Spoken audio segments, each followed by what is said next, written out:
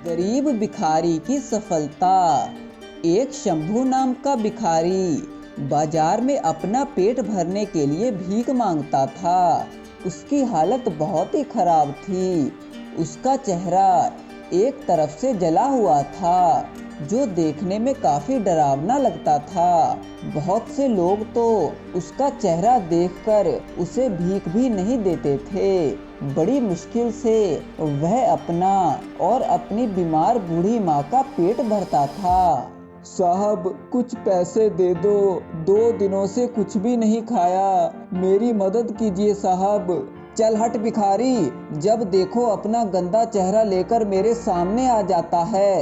अब अगर तूने मुझसे दोबारा भीख मांगी तो मैं तेरे हाथ पैर दोनों तोड़ दूंगा, तब तो तू चल भी नहीं पाएगा भिखारी।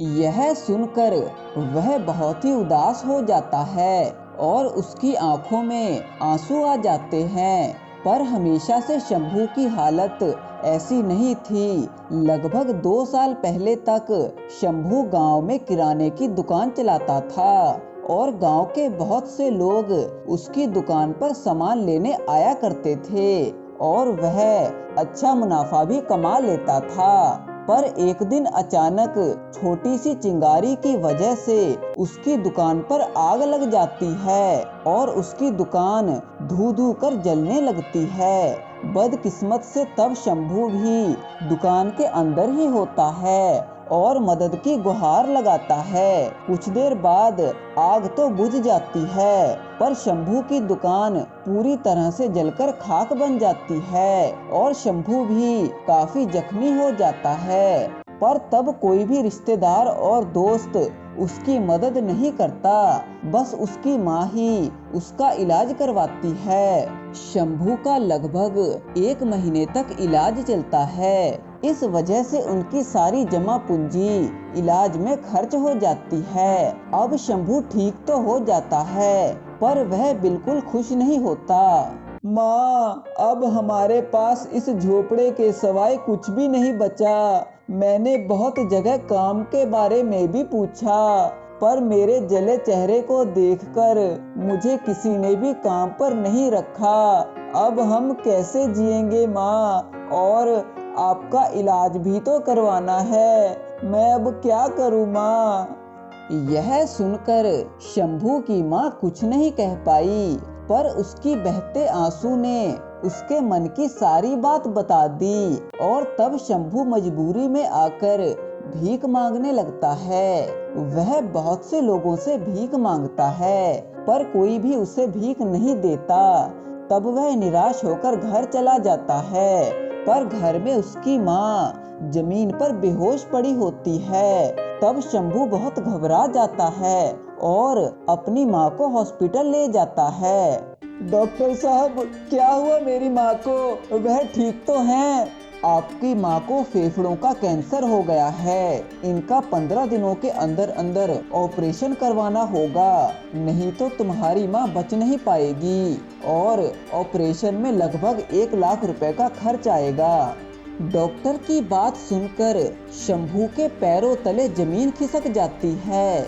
डॉक्टर साहब, मेरे पास 1 लाख रुपए तो नहीं है, आप मेरी माँ का इलाज कर दीजिए ना डॉक्टर साहब, मेरी मदद कीजिए। मैं इतने पैसे कहाँ से लाऊंगा?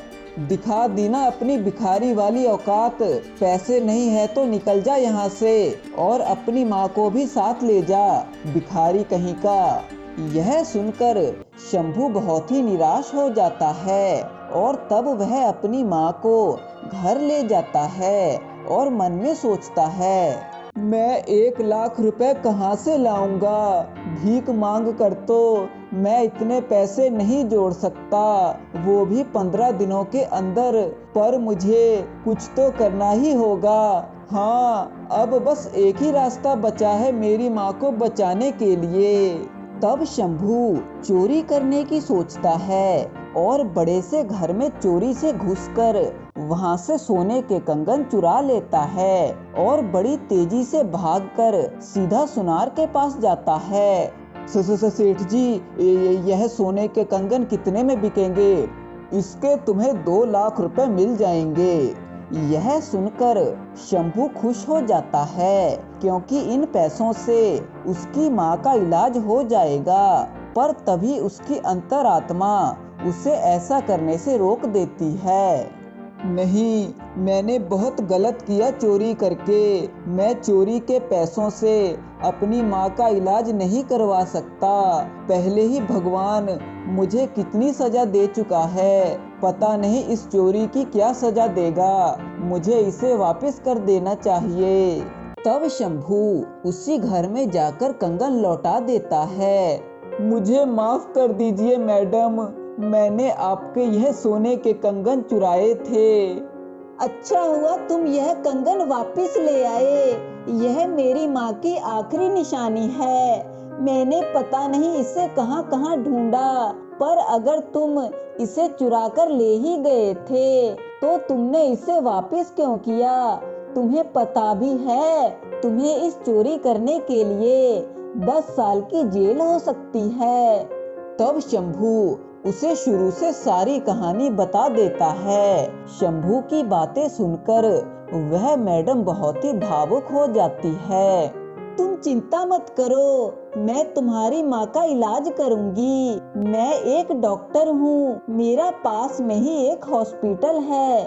तुम चिंता मत करो, तुम्हारी माँ बिल्कुल ठीक हो जाएगी। बहुत बहुत धन्यवाद मैडम जी, आप बहुत ही अच्छी हैं। मैंने आपके घर से चोरी की और आप मेरी ही मदद कर रही हो। आप तो महान हो मैडम। और हाँ, अब तुम भीख नहीं मांगोगे, तुम मेरे हॉस्पिटल के पास कोई नया काम शुरू करोगे, तुम्हें पैसे मैं दूंगी।